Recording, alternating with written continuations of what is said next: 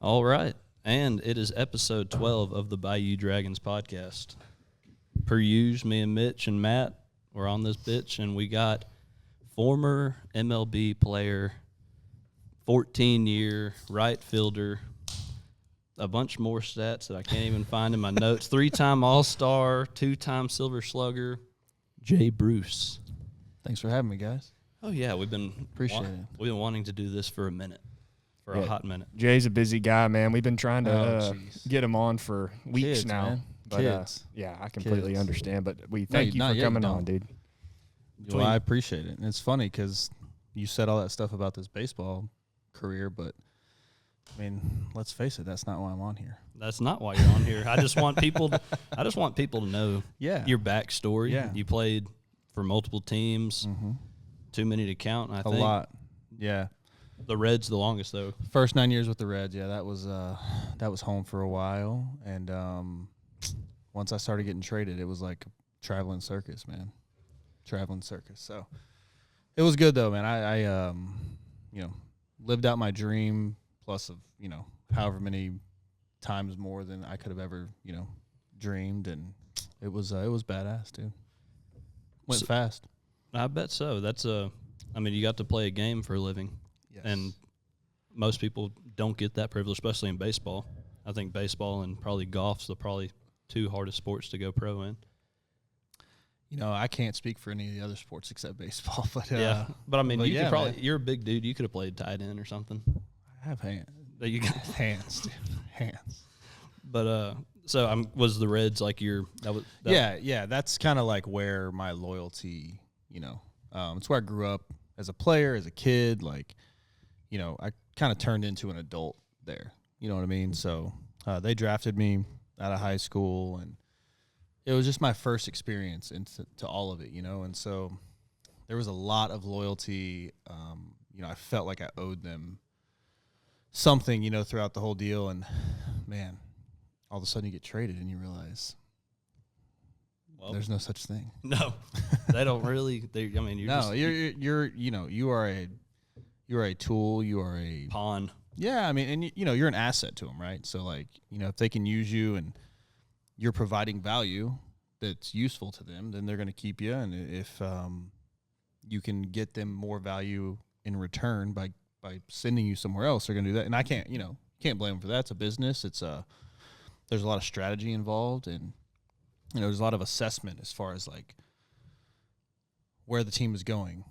Where they are right now, what are they willing to mortgage? Like, what's the payroll look like? Where, what's the rebuild plan looking like? So it's, who are they coming after you?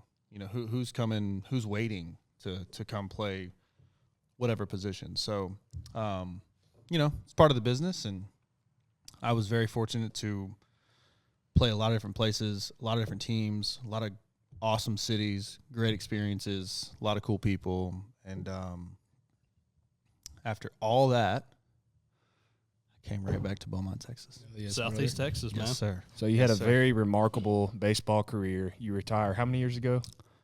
April the 18th of 2021. So 2021, you retire, and you decide to buy a duck call company from Southeast Texas. Let's talk a little bit about that. Yeah, man. So I was actually with my neighbor one day, and he was like, you ought to take a look at this call company, Sure Shot Game Calls around here. I know the guy that owns it, and he may be looking to get rid of it. He's got kids in high school, he's got a lot of stuff going on, and you're 34 and retired. You're not just gonna. I know you too well. You're not gonna sit around and just do nothing. So maybe worth a conversation. And I had never. I was not in the market for a duck call company, but next thing you know, I have lunch with Charlie, and he kind of tells me his background, how it started. He has a long history of kind of hunting lineage here. He was on a radio show with Billy Halfin, and he was really involved in the outdoor scene here, and that's how he got to know Cowboy Fernandez. And for those of you who don't know, Cowboy Fernandez is who it was one of the founders of Sure Shot. Sure Shot invented the double read duck call, and Cowboy was the first person to win a world calling competition, and it was with a double read. And, so that's what brought Sure Shot on the map. Well, anyway, Charlie was, Cowboy was kind of took Charlie under his wing, and they had a great relationship. And as Cowboy got a little older and he got sick, they basically asked Charlie to take the company. They wanted to sell it to him, and he took it. And honestly, man, if it wasn't for Charlie Holder, Sure Shot would not still be around. Charlie told me that they were about 6 months from shutting the doors. So I'm happy that Charlie did that, and I'm happy that I have it now. And, I hope to turn this thing back into, what it looked like in the 80s and 90s as far as reach and popularity. And, the heritage and the history of the company is unrivaled. I mean, it's there are a few call companies out there that have the same history, but, they're really not still going. And I feel like in a lot of ways, we're kind of just getting started again. So I'm really excited about it. And, I just feels like a lot of fun so far, a lot of work, but it's fulfilling. I get to wake up every day and work hard at something that I really enjoy. And I experienced that to the, highest level with playing baseball. And, so now I get to kind of manage my time a little better and, kind of more on my terms, but still, feel a lot of responsibility to a brand that, deserves to be held in high esteem and to have the growth and to have the popularity, especially in Southeast Texas. In Texas, there is no duck call of Texas. And for me, that's like step one for me, right? Like I want everyone to, in Texas to be a Sure Shot guy, and my goal kind of around Southeast Texas is if you aren't blowing a Sure Shot call, you're going to have to be like, no, I don't want to blow it. Cause I want to present the opportunity to you. And, that's kind of where my goal is and my mindset is right now. So, and I think a lot of people, when they think of Sure Shot, Sure Shot has a bunch of older school calls. They had the original Jensen, which was, sure. I mean, all of us, we were talking, I mean, my first duck call to ever blow was a Sure Shot. We all had the Sure Shot Jensen back in the day. But you've come in and you're coming out with some really cool new stuff, some acrylic calls, a really cool new teal call as well. You want to talk about some of the new calls you got out? Yeah. So I was talking to someone the other day, and I would be willing to bet that more calls or more ducks in the world over time have been shot over a Sure Shot game call than any other call. I mean, that's a bold statement. That is and a very bold statement. There's no way to know, but dude, in the 70s, 80s, and 90s, it was PS old. Sure Shot. Well, it's almost like that silent killer, too, because you wonder how many times has that call changed hands, generation to generation, because like Mitchell was saying, the original call that we grew up learning to blow and that we brought into the field with us for our very first time was a Sure Shot game call. Absolutely. And it's not something that we went out and purchased. It was something that was passed down to us. Yeah, so. and I mean, it's funny you say that. So, we've been rebranding, kind of updating the brand, and one of the slogans or the messages that we're trying to send is pass it on. So but we want it to be passed on the heritage side. We want to evolve and we want to grow and want to give people the opportunity to have and use products that sound great, look great, perform well, high quality. And, that's what, it's been known for. I was sitting at Thanksgiving and my wife's uncle came up behind me and threw 4 calls on the table. I didn't even know he hunted anymore. I don't think he hunts very much anymore, but he's these calls are from the 70s. He's they're still in my safe and they still work, all of them. And that's an ode to that. That's a hat tip to the quality and, the craftsmanship of these calls that,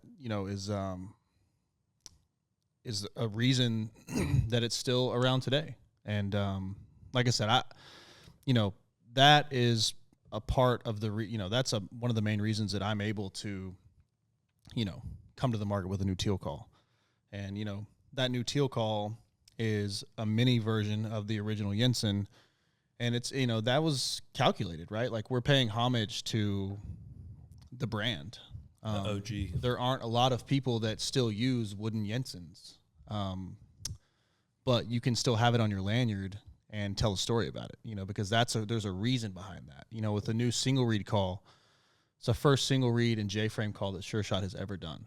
And I understand why the past owners didn't really want to mess with it because they invented the double reed, but things evolve, things move forward. And, for me, that's no slight to we still offer, a plethora of double reed options. But, to come to market with a single reed J-frame call, it gives people the opportunity to, still have that heritage and that like history in their hands, but, blow something that's more modern. And with the look of the new single reed call, like we really wanted to keep it kind of on brand with Sure Shot. It doesn't look like every other duck call out there. It looks like, if you know anything about Sure Shot, it looks like the brand. Right. And that was a huge goal of mine.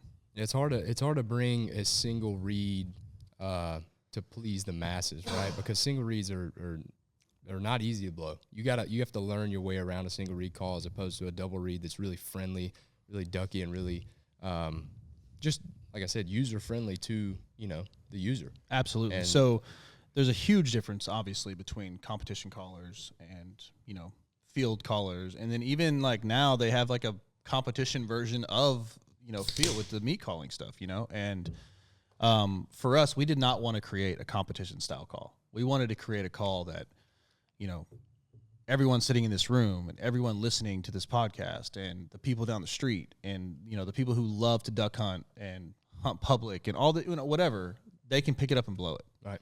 And create a call that is right down the middle of the fairway that can be tuned by us to give you the sound that you're looking for, whether it's more raspy or a little higher, or you let you put more air through it. Like you can run these similar to a cut down if you want. We can make that, make it run like that. And we can also, we created it to where it doesn't take a bunch of air to get through there. And so we tried to make a call that really, is something that a lot of people can utilize and a lot of people that can be proud, to have on their lanyard. And, that's why you do it, right? You do it to continue the path of a brand that has been around for so long. And, the other thing, I think a lot of people are scared of single reeds. They're like, oh, it's a single reed, I can't blow it. Yeah, for sure. I can see that. I mean, just the initial change, as soon as you put a single reed, it is so responsive, right? Yeah, like it's immediate.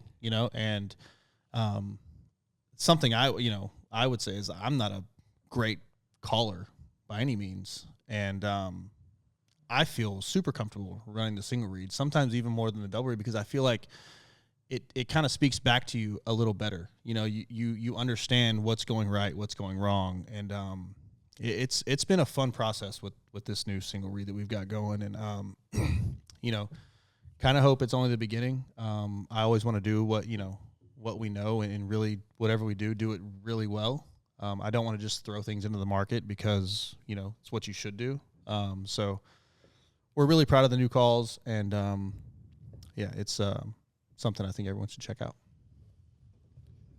Yeah, 1959 y'all started, and it's still going strong. And Jay was there, 1959. Yeah, was there. I remember that like it was yesterday. Yeah, you were just a wee boy back then. Just a wee tyke. Hey, but real quick though, for somebody like you said who didn't have an original interest in coming in and owning a game calling company, sure, you seem to have taken an extreme interest and an extreme passion behind what you're doing here at Sure Shot, and I think that's very respectable, to the masses and to the users who are looking at it from the outside. And I know there's a lot of locals. This is especially big in our area. Sure Shot's is a staple. Sure. In the Port Neches, Port Arthur, Groves area. For you to come in and to be as passionate about it as you are is really says something. I appreciate it, man. For me, I feel a lot of responsibility, right? Like I didn't take this decision lightly, and I know it's just a duck call company and all whatever. You can say, oh, it's not that important. Oh well, it's on the water tower. But it's on the water tower, and you're right. It is a brand that, in my opinion, deserves to be taken care of, right? This is something that Southeast Texas, especially as a waterfowler, as a out hunting community, like you should be proud of. Right. You know, it's nationally known. I mean, I can't tell you, their orders come from everywhere. You know what I mean? And you know, for me to be able to have that responsibility, like I like it. You know, I like to wake up and know, like, man, I've got this brand that used to be the talk of the town, right? It used to be, you know, one of the juggernauts of the call industry, and it kind of obviously hit its lull, and things changed, and you know, fortunately Charlie kept it afloat, and I really take the responsibility, you know, very heavily to keep it going, and it's something that I can wake up every day and work hard at and be proud of, and you know, just let people in the area and everywhere know that, like, this is a brand that has been around and will be around for a long time. Hell yeah! Well, shit, we're glad you're doing it, man. We're glad to be at this point where we're sitting down here talking to you, man. Absolutely. No, this is great. It's there has been a lot happen in since October of 21. Right. I mean, we have been hair on fire, kind of flying by the seat of our pants. Most of the time for better, sometimes probably for worse, but you know, it's that builds character though. Yeah. It's a learning experience, man. It's like with us. I mean, we just started this a couple of years ago, and every day, every week, we're learning, you know, different ways to do things, better ways to do things that are, you know, just better for overall for the company. No doubt. I mean, something I didn't notice until a little bit like down the road is when I was playing, my day was pretty much planned for me every single day, right? Like, I got to the field at 1:30. I did my cage work. I did my, you know, I ate lunch. You know, stretch was at 4:15. BP was at, you know, 4:45. Outfield work. Come back in 6 o'clock. Peanut butter and jelly and a banana. 6:30. Start putting my socks on. Play the game. You know, 7:10. Come home. Wake up and do it all over again. Pretty much every single day for literally years. 17. I mean, 05 to 22, you know, it's like I did it for so long, and so it was like clockwork. And so I get here, and now, like, I'm responsible for creating that schedule, you know, creating, you know, a time management, and like I've sucked at it often. Well, it's something you're you know, not used to, you know, creating your own schedule for, you know, it's something to adapt to. You haven't been your own boss. Yep. Very long. Exactly. And, you know, it's something that's like worked out really well so far, because like all these ideas come up and you're like, all right, let's do it. But at some point you have to like push pause and be like, all right, well, if we keep just doing it, we're going to blow it.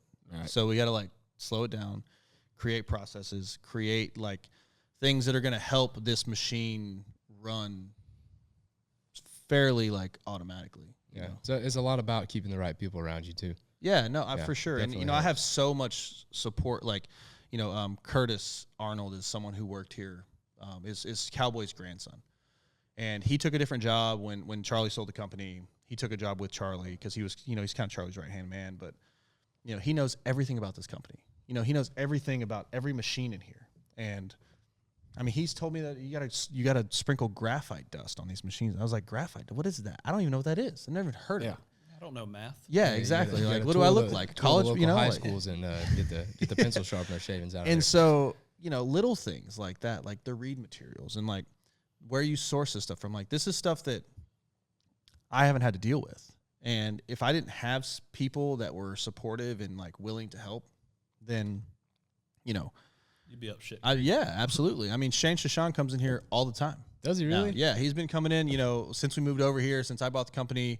You know, he's like so gracious, so willing to help, comes and checks the calls, comes in, you know, whatever we ask him to do.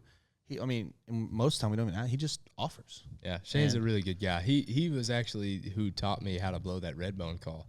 And I mean, he's a world champion. And he's got he does the same thing with that now. Great contacts with that, between him and Mr. Nathan, and I mean, just the community surrounding Sure Shot Game Calls is you're set for success. I feel very fortunate to have the people in my corner that I do. And you got the Dragons.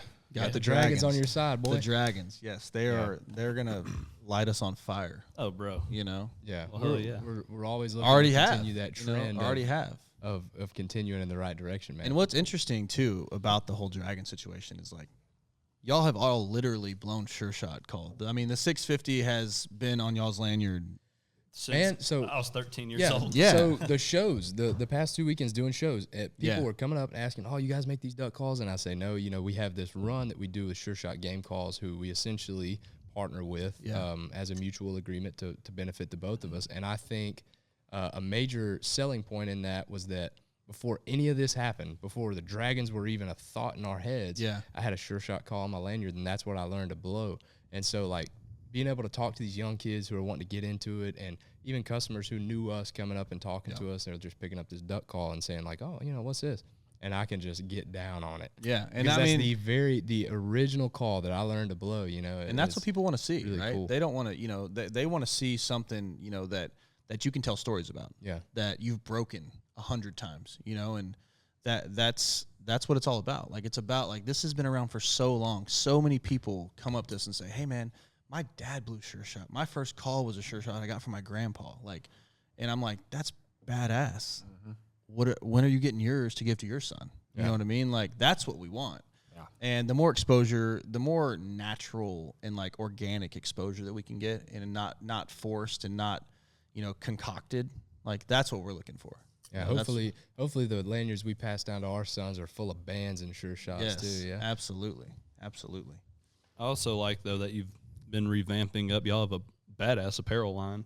Now you've changed up the logo a little bit. A little bit. It's got a lot of the old school classic feel vibe to it. Yeah, because I told the guy, my goal was to create the logo to make it look like it was created in '59.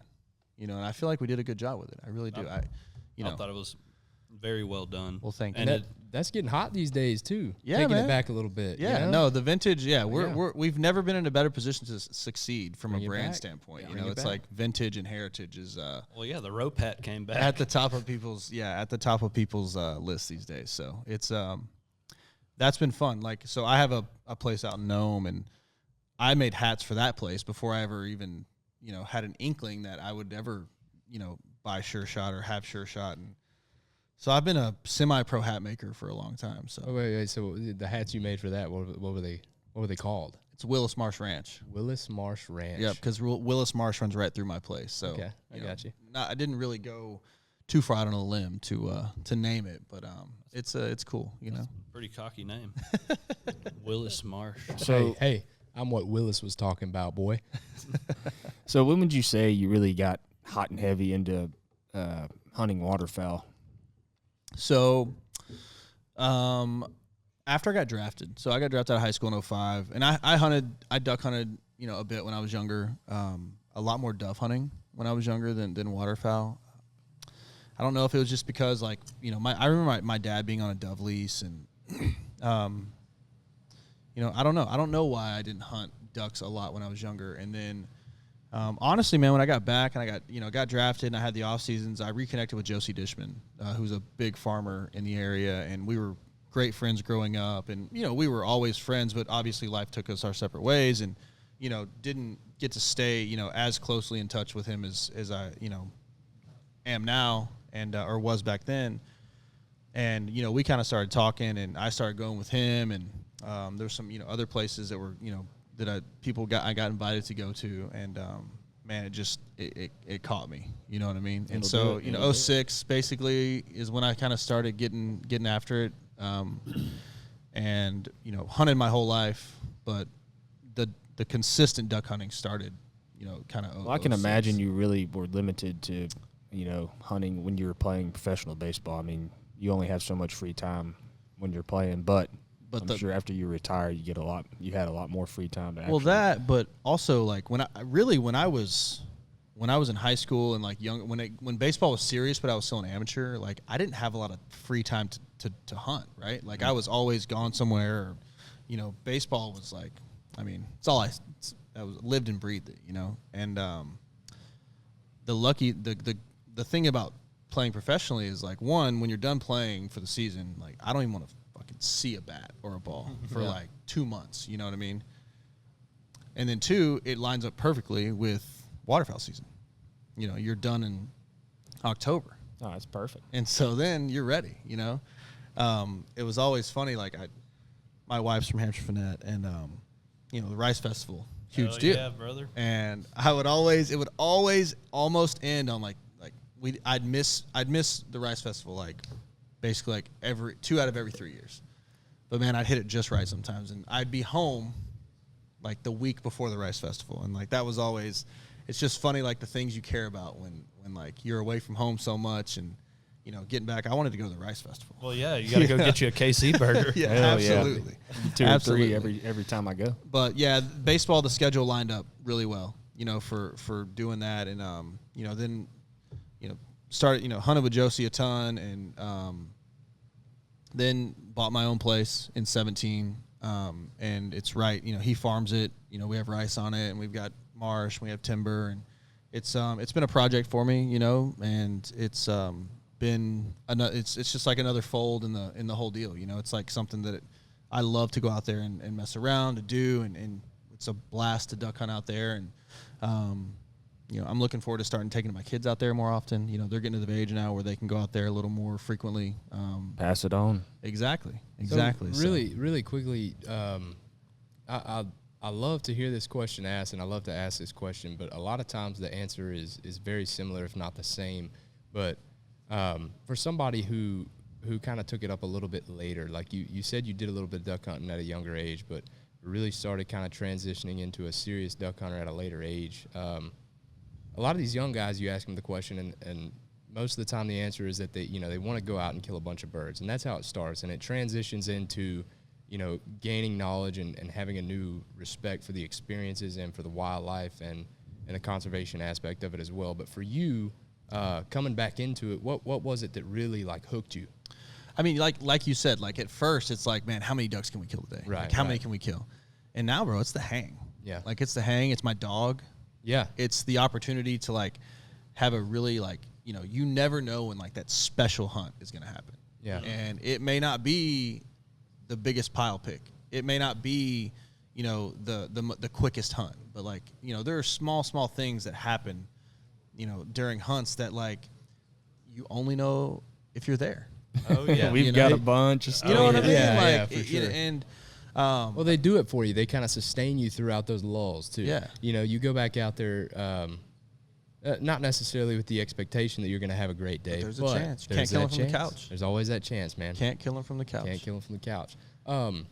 That is a definitely a newfound aspect for myself with the dog thing, like you were saying. Dude, I got a new pup that I'm extremely excited about. Yeah. I was just working with her before we came out here today, and that adds a whole new thing to it for me. I mean, I could go right now, like if I could take people, not even bring a gun, work my dog, and like be totally content, and it's a game. It's a competition like with yourself. Like, how is this going to work? Like, how are they going to, there's so many little things, little nuances that, like you want to show people, you want them to find, that duck that you absolutely had no chance to find had you not had that dog. Hey man, there's been so many times where I've been thankful to have a dog, and I've cussed for not having one too. Absolutely. And it's kind of like golf too, dude. Like hunting's like golf. Like you can go out and have a shitty hunt, be terrible, conditions terrible, mosquitoes killing you, but man, you might shoot a band. Yeah. And it's like a birdie, bro. It's like a bird. Exactly. And then you're back, bringing you back. Mitchell's saying there's a chance. I have done that on Mitchell a hunt. killed one bird one time, and it was a banded green-winged teal. Or it's down here it's a mallard. Or down here a cinnamon tea, whatever it may be, like, and that the little things keep you coming back. Hey, and that was one of the things about having a dog is that I killed a greenhead down here in the marsh. This was probably 4 years ago, and a buddy of mine, Connor, had his dog with us, and I would have never in a million years found this bird. And there it was. He buried his head off in that marsh grass, and he came back out with that greenhead, and oh my god, it's like such a I don't know, like it's a badass feeling. It's incredible. Yeah, I mean. And, it gets to the point for me, too, like, where I go because I'm supposed to. Yeah. You're just supposed to go. Yep. Like, that's what you do. You just go hunt. You hunt. Yep. So, not going to try to harp too much back on the baseball, but I know a lot of people are wanting to know some past stories about you playing in the big leagues. I mean, that was how you got your name, Jay Bruce. I don't know what your name was before baseball, but I know once you got sign Jay Bruce became your name. Believe it or not, my parents gave it to me. Oh, shit. So I was totally – Wikipedia did not tell me that. So I've been doing a lot of research because I was like, I don't even know who you are. But so a couple of different questions. I know Matt has one that I'm kind of anticipating, but I would rather ask you first. You've played against a lot of different people over the years. Mm-hmm. Is there just a person or a couple of people that have just were like gods that you played against among men? Yeah, man. Mike Trout, in my opinion, is, going to go down as probably the greatest baseball player of all time. And that sounds funny and goofy to say, but, like... He is a stud, though. It's incredible, It's so weird. So I got to play against him a little bit more when I was in Seattle when we played, obviously in the AL West. And, bro, like, every swing, it's like, oh, shit. Oh, God, he just oh, God. Like, everything, it looks like he's going to hit a home run every single, like, it's ridiculous. And then, now, they've got Ohtani, who is an absolute, like, alien, bro. Like, he is the most talented player ever to play. He's like a number 2 or maybe even an ace pitcher. He's like a 4-hole hitter. Yeah. It's like having literally like 2 all-stars in one player. And that for me is like, it's mind-boggling, dude, because I was like pretty good at hitting. Like, not great. Like, I wasn't like, I hit a lot of home runs. Like, that was my deal. But, like, I hit 250. Like, I was a kind of middle-of-the-road average hitter.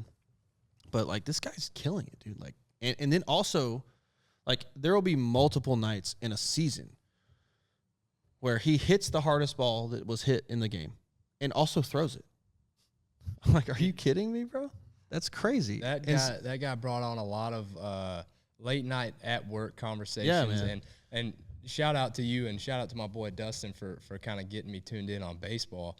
But we talked a lot about this dude. I got the opportunity to see him when he came to Houston, and I was just at the game, and the guy comes out and he hits, and then he goes back and he pitches, and he goes into the outfield. People are not that, like, it is. They don't understand how hard that is. Like, So to be able to do both anytime, right? Like, is hard. Do both well. To be one of the best at both at the highest level in the whole world it's mind-boggling. That's crazy to hear from an MLB player that he's really that guy, dude. You listen to Joe Buck talk about people, and you're like, eh. Oh my God! You're like, this guy, but he's really that guy. But he's really he that is. guy. He is for sure. Joe yeah. Buck, dude. Straight up. Hope you see this. He's Joe Buck. incredible, like, so crazy. I can't imagine that'll ever be like done again, as far as we know. You know what I mean? Like, Mike Trout speaks for itself. I played with Bryce Harper. That dude, he's gamer, handsome and great. Great hair, Yo, incredible, fantastic hair. hair. Yeah. A guy you want on your team. You know what I mean? Like, he's there's a bunch of he's one of the best. Joey Votto's probably the most, like,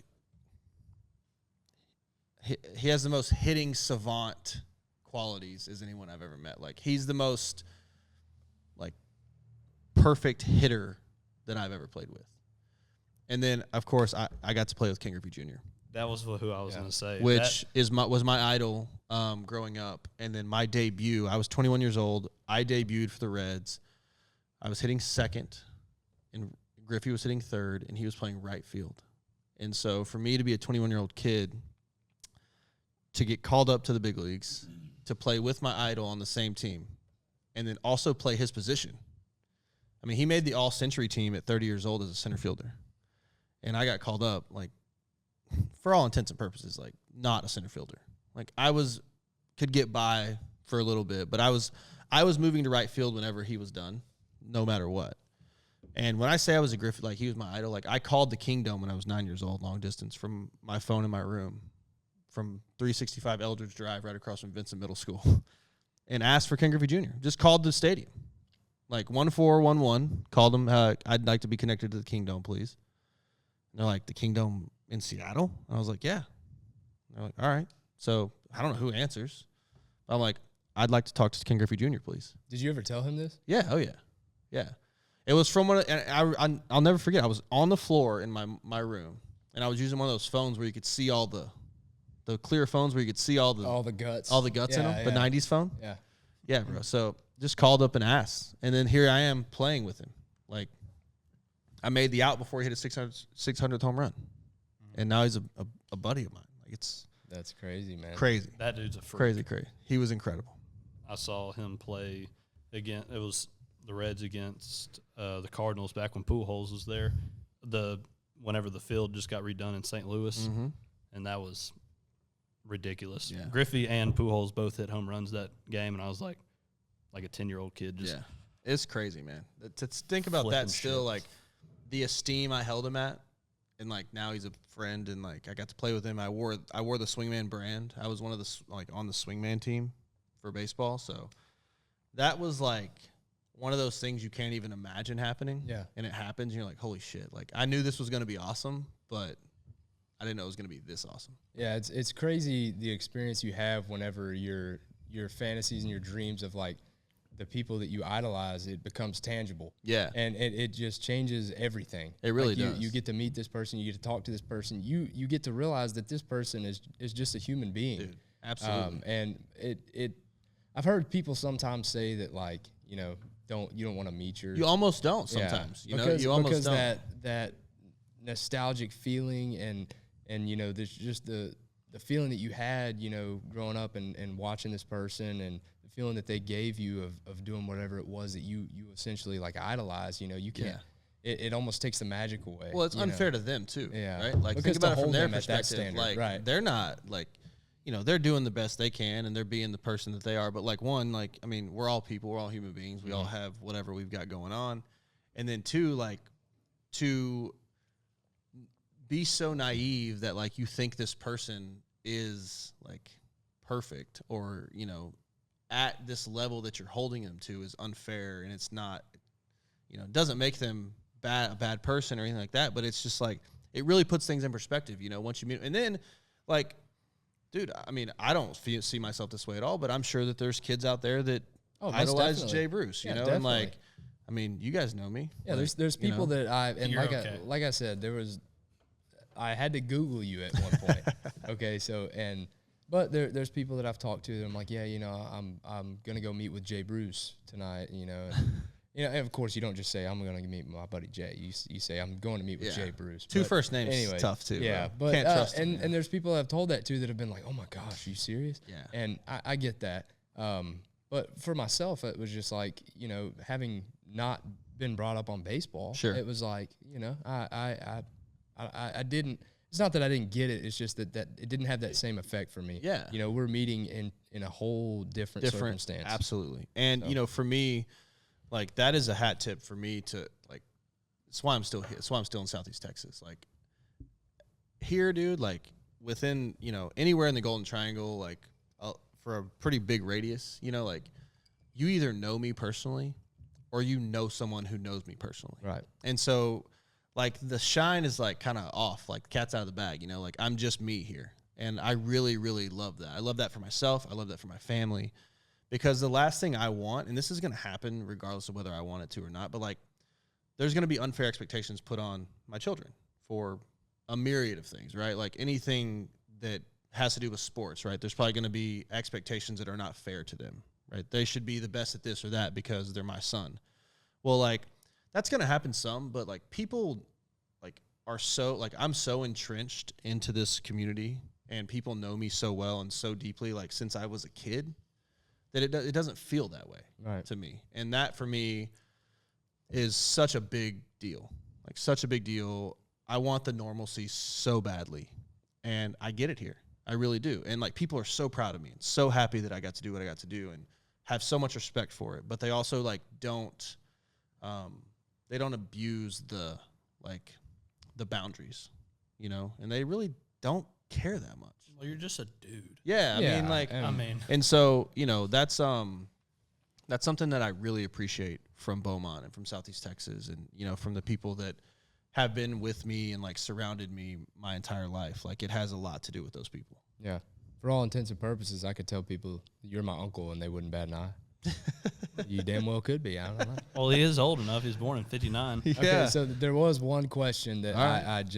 I've been dying to ask this for a long time, and like I said, started getting into baseball. A couple of friends of mine that brought that along with work and spending time around them.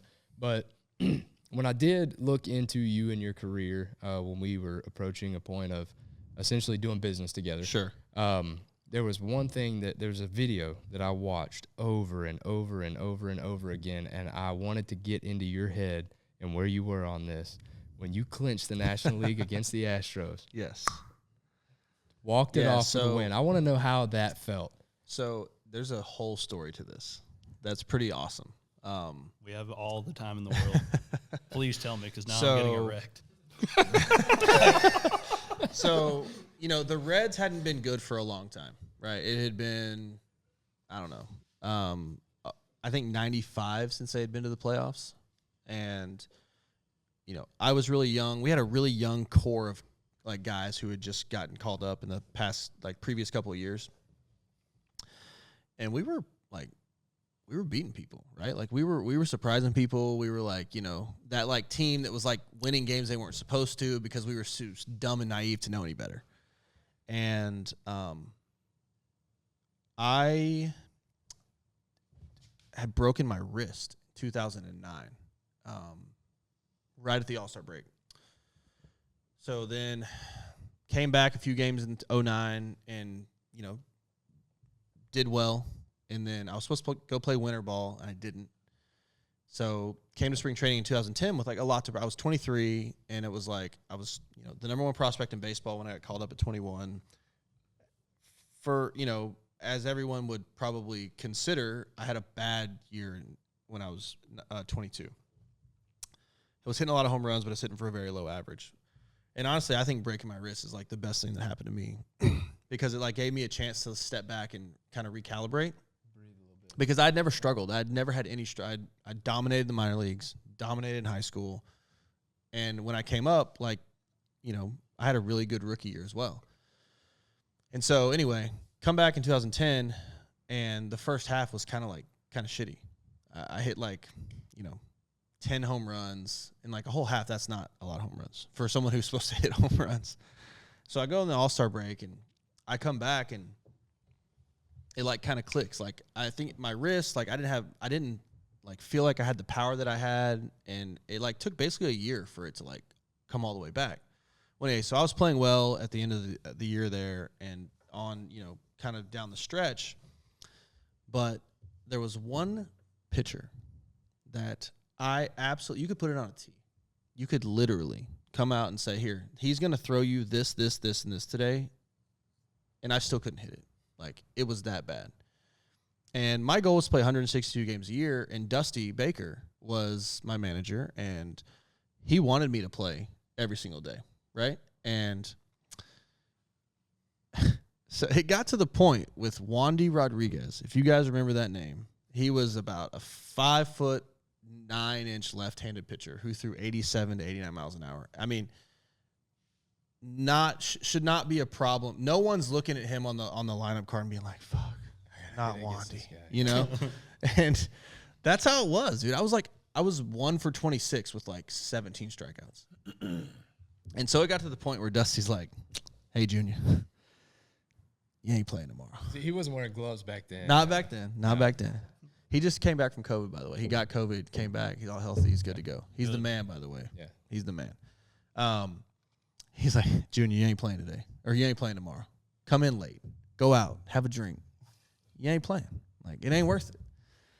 And it happened multiple times.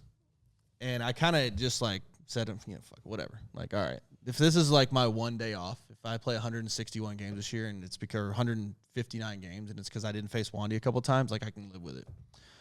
Didn't have the answers, couldn't find him, wasn't even close to it, right? That day, Wandy was pitching. And he came up to me, and this is how Dusty is, bro. He's got this feel, he's got his pulse on everything. So we were obviously in a position to clinch that night if we won. And he comes up and he goes, "Hey, Junior." He called me Junior. He still calls me Junior. He's like, "Hey, I'm gonna let you play today." He goes, "Because when we clinch, I want you to be on the field. But I'm hitting you 7th. I was like, fuck. All right, I'll take it. So here we go. So playing the game, I don't remember what I did the first at bat or second at bat, but I remember in my third at bat, it was deep in the game. The bases were loaded, and the game was tied. It was in the 7th inning. And I was facing him, and I hit an absolute missile to the second baseman. He dove and caught it and got me out, bases loaded. I'm like, here we go again. Like, another opportunity to face Wandy and, like, turn the tides, and I blew it. Took the L. Yeah, again. Yeah. Like, steady L's, dude. Like, embarrassing. Somebody needs to check the numbers. But, so. Jamie, can you pull it up? Yeah. Hey, Jamie, can you get that, please? So, game's tied in the 10th inning. I come back up, and Tim Burdack is pitching. So, Wandy's out of the game. So, it's like, my night started. And the first pitch of that at bat, home run, dead center, knew it was gone. And you can watch all 319. It's a lot of home runs. Yeah. It would take you a long time to watch 319 home runs. I could do it tonight. But 319 home runs that I hit, like, there were on one hand where I, like, did something that showed you that I just hit the home run.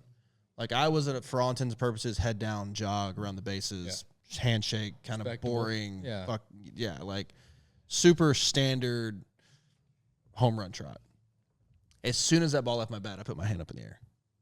And I don't know why, but I remember doing that, and then I remember touching third base and looking home and seeing my team at home plate. An army of Cincinnati Reds. Yeah. Right there. And it was the craziest. Did you see the fireworks? Or were you too focused? No, I don't remember any of that, dude. It was like this, like, tunnel vision, and I just remember, like, thinking, don't fucking miss home plate. Because it happens, right? Like, it's like, it never happens, and then it does once, and they call you out. And anyway, touched home plate, won the game. Like, first time Cincinnati has been in the playoffs since 95. Clinched division against the Astros, so, like, everyone back in Beaumont was watching. Oh, yeah. Which was badass. What was Dusty's comments to you after that? He's like, we did it. We did it, Junior. We did it. And then, his whole deal was like, he'd always make this comment about, like, when you're the hunter, it's one thing. But when you become the hunted, it's different. And, like, I remember him throughout the playoffs and, like, down the stretch, he's like, he would always like talk about that and talk about that and talk about that. And once we did it and then we started winning and I understood what he meant, like, he's right. Like, there's a difference between when you have a target on your back as opposed to when you're looking for the people with the target. Right. And, like, it kind of felt like that is what happened then. Like, we had made it. Like, we had surprised people, but we were supposed to be there. And he was just so proud because he took nothing, basically. He took, like, Griffey, who was basically on his way out. And just otherwise, Adam Dunn hit a bunch of home runs, had a very awesome career, but, like, they were looking to trade him. And he was part of, like, what brought Cincinnati baseball back to relevance again. And I feel, a lot of responsibility with that too, and a lot of the guys on the team. And, that was the absolute craziest moment of my career. And I was only 23 years old. I can imagine it was. Like I said, I watched a lot of videos, a lot of highlights, and, trying to just do my due diligence on Mr. J. Bruce if we're going to sit down and have this conversation. And this has been months ago, but I really wanted to take you back to that moment. Yeah. I had to know, man. And the craziest thing about it to me now, looking back, is, like, I was 23 years old, and I was so naive to think that just stuff like that happened all the time. And there wasn't – and there – I mean, I was on the Indians when we won 22 games in a row. And I hit the walk-off to win the 22nd game. And that was awesome. It was incredible. But it was nothing. It still didn't even compare to that moment. And to think about, playing 1,600, 1,700 games and that, in game, 400 was the best moment of my career. That's kind of crazy to think about. Yeah. So something I always forget. I'll always remember. I mean, that it's pictures are up everywhere at the stadium still. Oh, yeah, for sure. So they love you back in Cincinnati. Yeah, man. Yeah, it's like I'm like the, the native son. Oh, yeah. You can link the Dragons up with old Joe Brr. Yes, I need to link up with him. Let's do it, man. Yeah, for sure. Let's make it shake. For sure. And that's really cool. I'm glad I got to finally have the opportunity to ask you that, man. I've like I said, I watched that video over and over and over again, and that was really cool, man. Well, it was incredible. Damn, I feel like I was on a sports top 10 moment or whatever. 30 for 30. Moment in the life. 30 for 30. That's what I was trying to say. Well, the only thing, I think my last thing about baseball for you was, do you know that app, the Beat the Streak, the 56 hit game? Yeah. I hope you didn't pick me very often. No. So I did pick you one time, and thank goodness I picked two people. Freddie Freeman clutched it. Much better pick. I had two. I picked two. I picked you. I was like, I'm going to go with the hometown boy. Yeah. And I went Freddie Freeman. And I'm sorry, Jay, you struck out that day. And I was like, thank God I picked Freddie. Oh, yeah. I mean, I did that well, too, struck out. Well, no, I was like, it was like on like a random, I was sitting there looking at your stats. And I was like, okay, he's hit like 4 games in a row. That's when you check off, dude. Well, hey, dude, I'm terrible at betting. I don't bet ever. And I was like, let's see if Jay Bruce gets me a hit.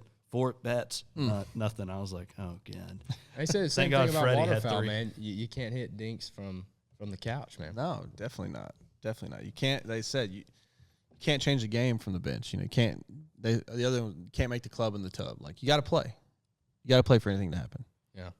So, But I bet that hit, dude, it was we were crazy. just talking about really put some lead in your pencil, huh? It definitely did. It definitely did. How does Dusty feel about, or he likes coaching for the Astros now? Loves it, man. I could talk about Dusty all day. I mean, he's like my grandpa. I still talk to him. I talked to him a couple days ago. He even calls himself. He goes, man, y'all know that Dos Equis guy, right? The most interesting man in the world. Well, if he's most interesting, I'm the second most interesting man in the world and he's right, dude. I mean, this guy has a Harley, duck hunts, Dusty Baker duck hunts? bro. Does his he really? ass off. Bro. Oh, we got to get in the ball. Oh, my God. He lives in Sacramento, which is We'll go to Well, that's California. that's California. You can go to Washington, then go to California. Yeah, we can do that. But huge outdoorsman. I will get random. I used to get him a lot more. I don't get him anymore, really. But random email pictures from like his buddy, like him holding the turkey, or him holding like grouse, or like, I took him snapper fishing last year, over the All-Star break, and he came up, bro, pliers on his belt, Come on. ready to go, and we went out, caught fish. He came back and he scaled snapper and cleaned the heads of snapper. Oh, yeah. To bring him back to some of his Latin guys, because the Latin I guys absolutely respect him 10 like- times more now. You know what I mean? That Yeah. like that stuff. And that's one thing that Dusty is talking about, like having a pulse on things. Mhm. So he's always like watching and he's always looking. And his big deal is like he would keep an eye on you, and if he felt like you needed something, he'd like bring you food. Like he may have oxtail for you one day, or he may have, fried fish and whatever for you. And if he thinks you're sick, he'll bring you matzo ball soup or whatever. And Can he be my grandpa? dude, he's incredible. Like, I feel so fortunate to have played for him, because he taught me so much on and off the field.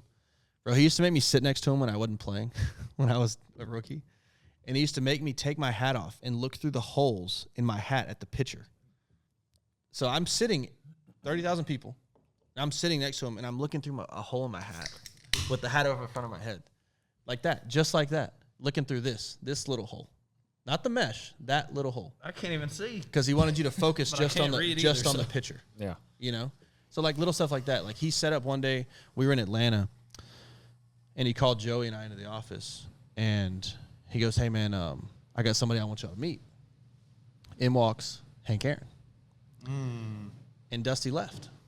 He's like, "I'm just gonna let y'all talk." So Joey and I sat there for like an hour and talked to Hank Aaron, and it was like stuff like that. Like Dusty gave me so much in my career and in my life, really, that like I'll love him forever. I mean, when I told him I got my dog, he's like, "I'm gonna tell you one motherfucking thing. You let that dog hunt now. You don't turn it into a house dog. Dogs are supposed to hunt."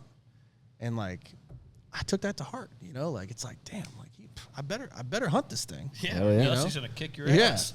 And so, man, he's all, he makes his own wine. He's got Dusty Baker Wines. He's got an energy company. Like he is a Renaissance man. And he's an outdoorsman.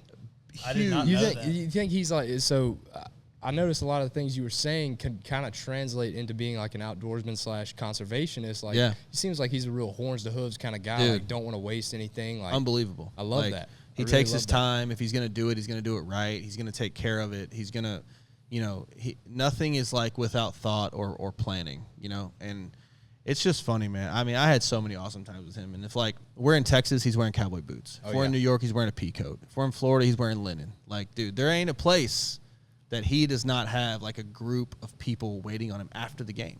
Like 15 people every single night. Dusty's got his people. Hell yeah. And it speaks volumes about like who The kind he of is. person he is. Oh man. Yeah. That's cool, man, because that adds a different aspect as to who you don't see on the TV, Yeah, man. he is a manager of people. And I'll be honest, man, I've been around a lot of people when watching these games, and especially as a Strohs fan, Yeah. we're seeing a lot of Dusty Baker these days, and I just be around people that just talking mad shit. And, I'm not a big baseball guy. I'm sitting there watching, and I kind of just get that in my head. But to hear that, he's a human being and the kind of person that he is, that's really cool, man. One of the best. Yeah. I mean, one of the best. He takes care of people, man. That's great, man. He really does. That's awesome. Yeah. Think he knows who the Dragons are? I don't know. I don't know. Hey, we can make that happen. You were Well, he might listen to this podcast since they have Jay on it. you were talking about your dog, man. So let's talk about Archie. I had the privilege of hunting with Jay a few times last season, and watching Archie work, man, it's great. It's really cool to watch him work. He's a beautiful dog. What is his breed? It's a poodle pointer. Poodle pointer. That's the first PUDEL. poodle pointer I've ever hunted with, and he's on point, man. Yeah. See what you did there? It's the I do. first dog I've ever seen with a Fu Manchu. Yeah. Oh, dude, so great the mustache. Draths are the same, right? So that's a similar breed, and there's I think there's 33 versatile hunting breeds, and so versatile hunting breeds, they point and they retrieve, and he's been incredible, man. Like, able to hunt with him, able to upland hunt with him, retriever as far as duck hunting. You get kind of laughed at a little bit if you don't have a lab around here, but I mean, he's as useful and more obviously more versatile than any lab. You know what I mean? And he's been awesome family dog, always ready to go, and just wants to please, man. He's a badass dog. Yeah, I think you get to that point.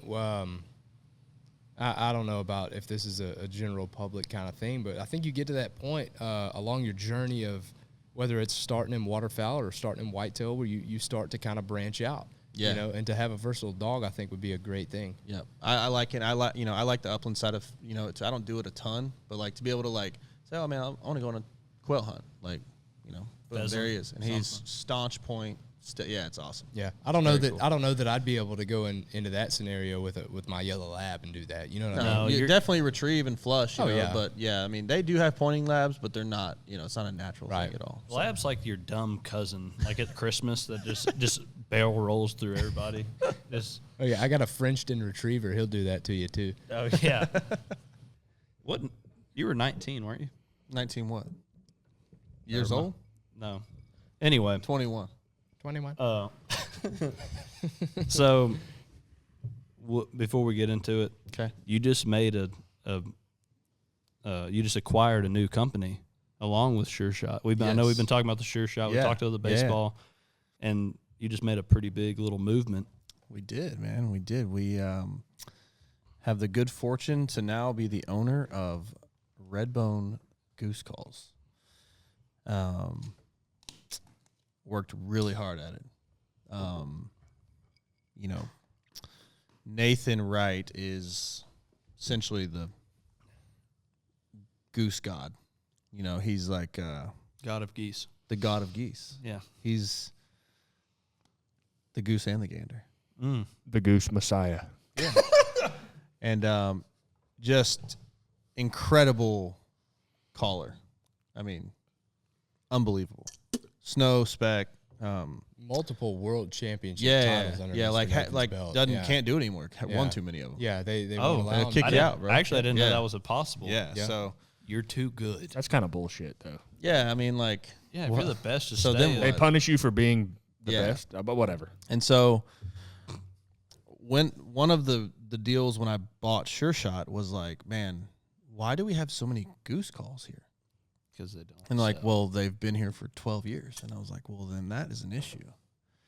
So I decided, all right, I want to cut the fat, right? I want to cut the dead weight. Like, we're not selling goose calls. They're not attractive.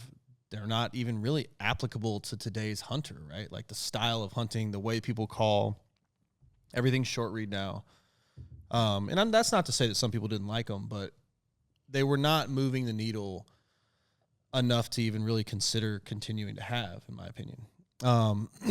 And so I made the decision that we were either going to stop selling goose calls and just focus on duck, or if the situation came up, we were going to acquire a call company that would bolt on to Sure Shot and kind of act as our goose call line.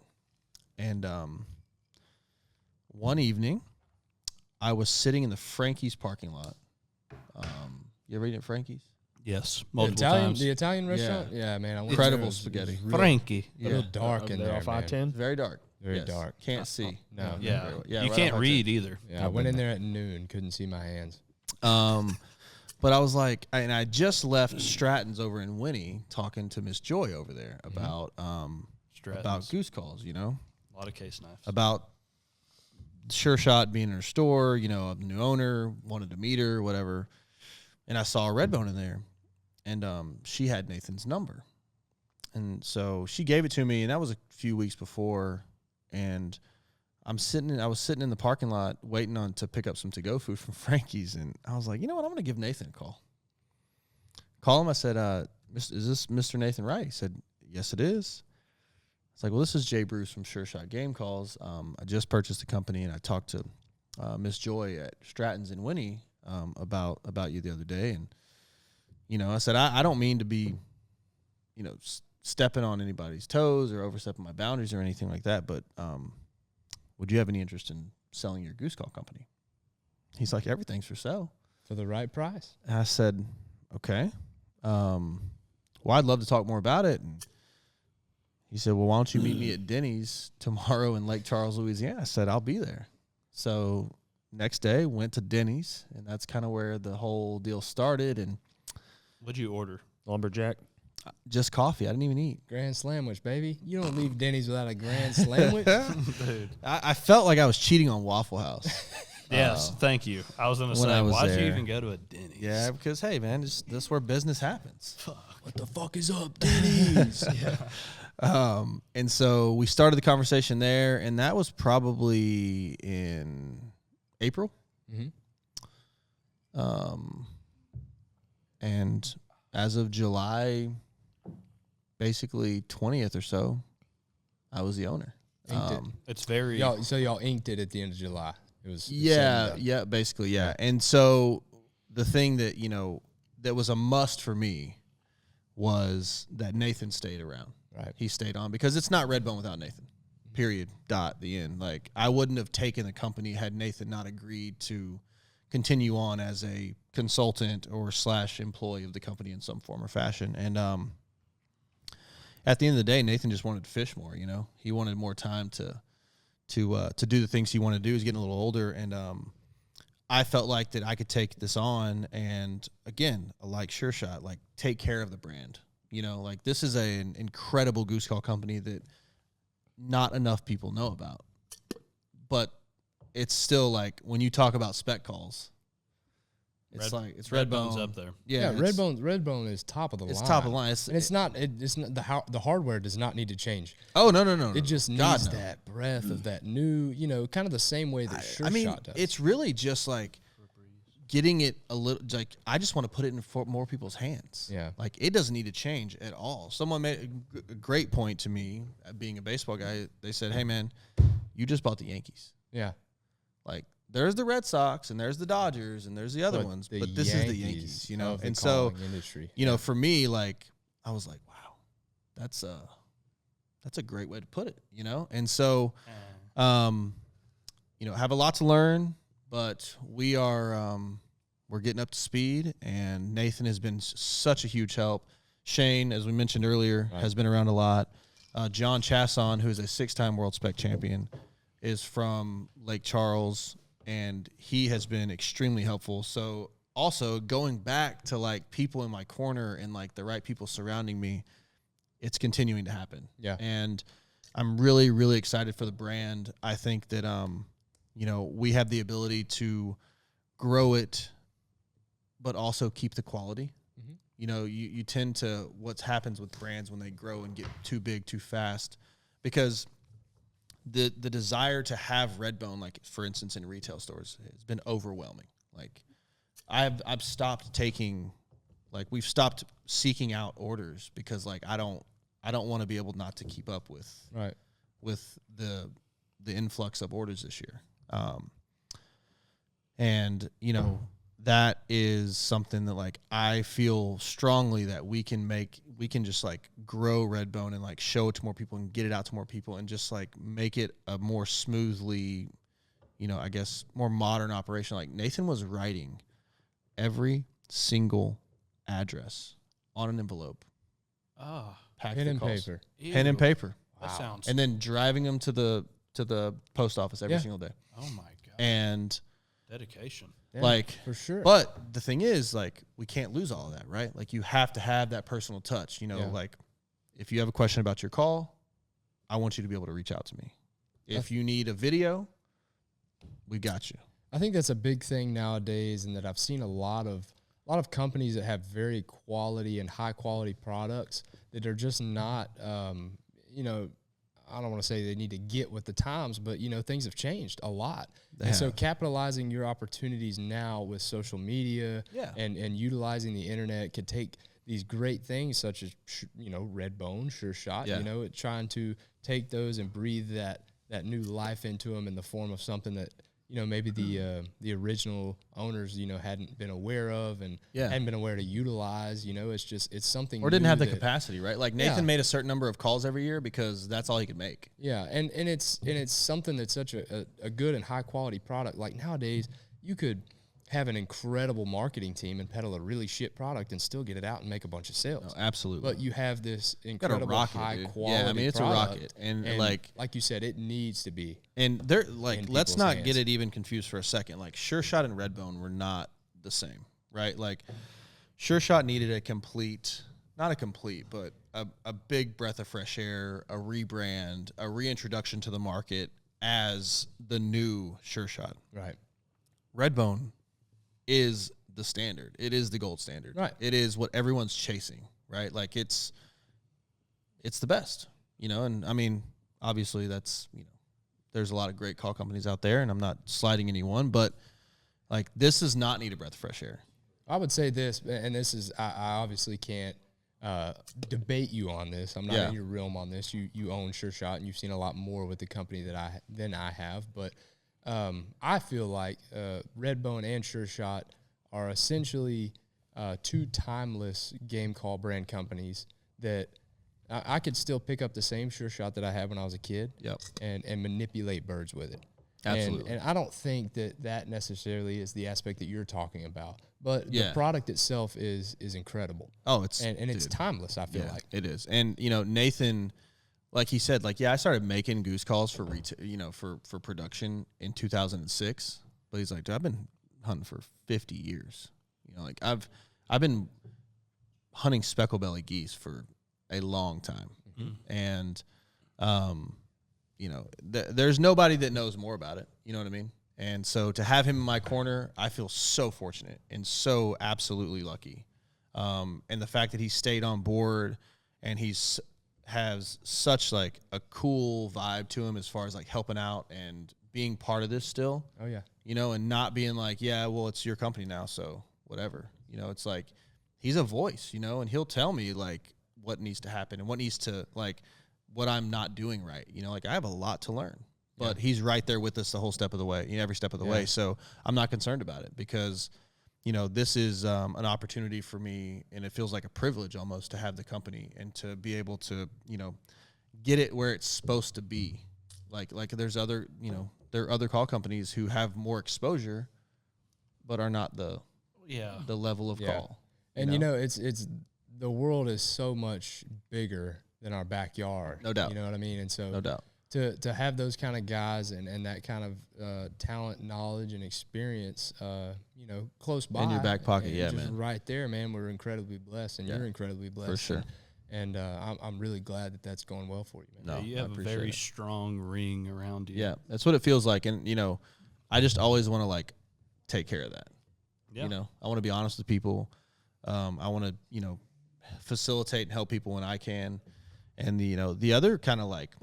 I would say it's down the road a bit, but like with Sure Shot and Redbone, like I think any like super high quality outdoor company these days, or company really, any company, has a youth initiative, has a conservation initiative, kind of bolted onto it, and that is something for me that like I want, and I think that some doors are there to be opened, and showing people that hunting is conservation, and like. The only way that duck call companies and goose call companies are going to continue to be successful, and the only way the Bayou Dragons are going to continue to have people, become fans and follow along, is that we get young kids hunting. Right.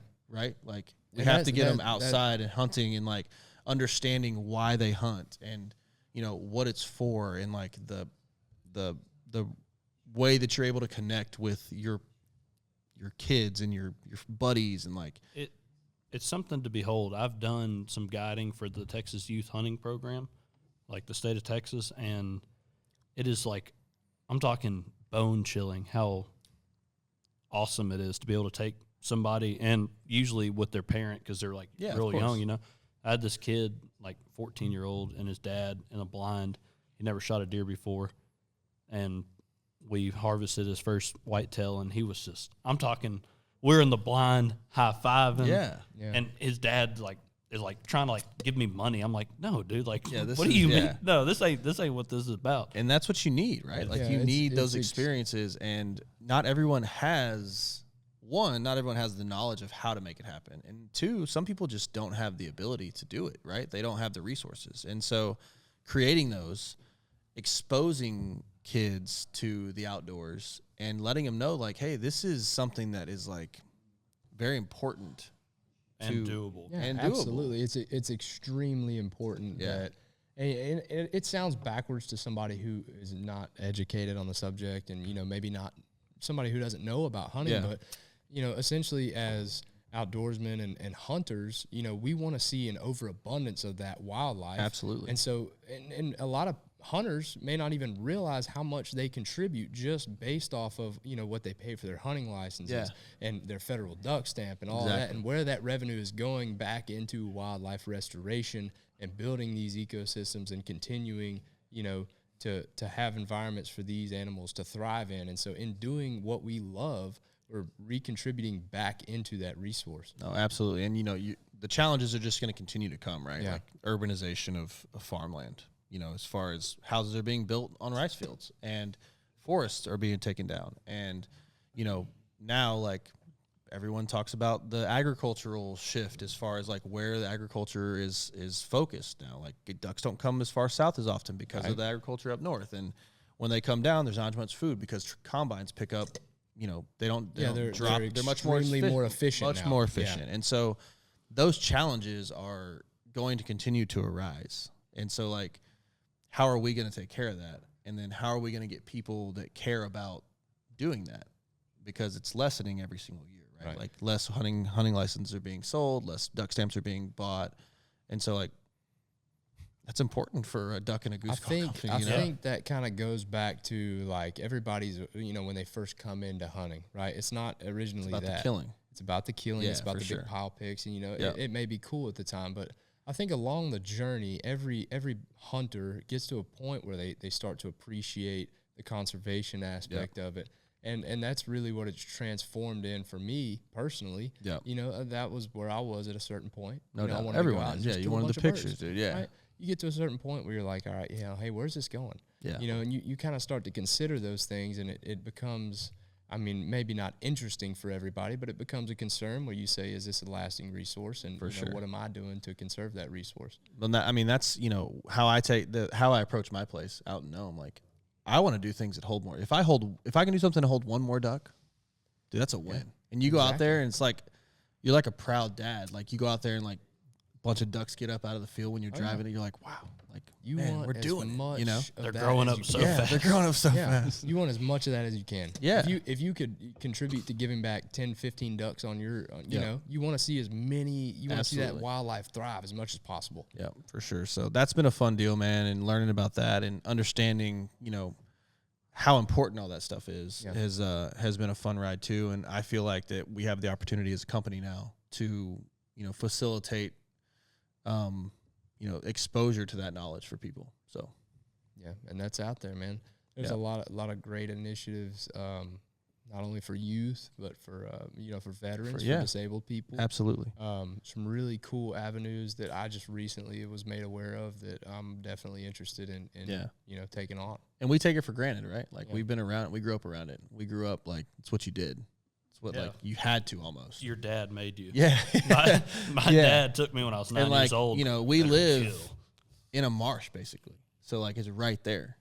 And like some people are just never exposed to it. And to be able to help people get more exposed, I think is cool. Man, I often forget that we have like a beachfront. Yeah, I mean, it's not the most beautiful, pristine, white sandy beaches. I was down there the other day, man. Classy the water crystal, looked great. Yeah, that's good. CFB, dude. Yeah, dude, bro. You forget sometimes that's right there. It's right down the road, has man. its days, man. Where it looks pretty damn good. You have that nice little north wind. It gets a little green out there. You can go out there, throw some live croaker, and just. How'd that go again? Michael Billot can tell you about that. Oh man, I think it's important to keep in touch, man, with what you got, your resources. For sure. We're extremely blessed right here where we're at, man. We have a lot of great resources. A lot of options for us, for sure. But hell yeah. Well, Jay, before we do end this segment, I would like to know where people, the general public, can purchase Redbone and Sure Shot and find you on all your platforms. I mean, absolutely. Go ahead and plug yourself in. Yeah, here we go. So Sure Shot, we're on Instagram. Sure Shot 1959 is our Instagram handle. Our website is sureshotgamecalls.com. Brand new website. Just revamped it. It's awesome. Find all the new products there. And then Redbone is redbonecalls.com. Will there be any kind of integration as far as Redbone to Sure Shot in the future? So I plan on absolutely keeping them they're separate entities because I believe that they both, kind of deserve that. Yep. That's not to say that there won't be like call sets or something like that, like colors or right. I think that mindset, themes, looking at it, you know what I mean, or like some real short runs on different stuff. But as far as like companies and how they operate, they'll operate under the same roof, but they will be their own. Yeah, all I do with it, like I think you have the right mindset on it. I would just put literally maybe a quick link on each one of the websites where you can be, you're wanting some badass duck calls and you're on Redbone. Go over to Sure Shot. That was like another layer to this whole thing, right? Like someone who knows about Redbone may not know about Sure Shot, the new Sure Shot or Sure Shot at all. And so the exposure on both sides is beneficial, across the table. So, but no, they're gonna stay their own. Yeah. And if you're watching on YouTube, guys, we got Sure Shot Game Calls actually linked on our YouTube channel. You can check it out on our dashboard. And if you're haven't subscribed yet, make sure you hit that red subscribe button at the bottom, man. We really appreciate it. Just hammer that subscribe button. If you're on Spotify, subscribe, like, comment. Is that what it is? Oh yeah, like, subscribe, comment, whatever makes your little heart happy. We really appreciate it. We love the support, and we thank you guys for tuning in with us. We've had Jay Bruce, yes, sir, big man from the MLB, Sure Shot Game Calls, Redbone Game Calls. Thank y'all for stopping by. We really appreciate it. Yeah, thank y'all. I think that's a good. Thanks for having me, guys.